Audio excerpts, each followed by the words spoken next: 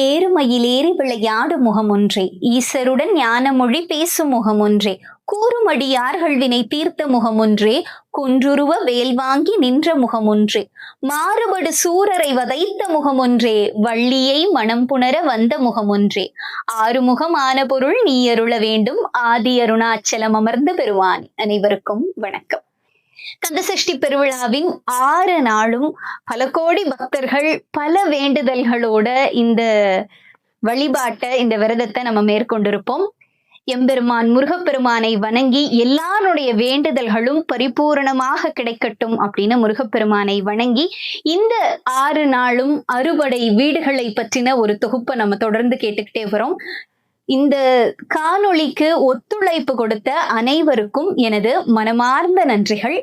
கூடிய விரைவில் அடுத்த ஒரு பதிவுல சந்திக்கலாம். அதுவரை உங்கள் மெய்ஸ்ரீ. நன்றி.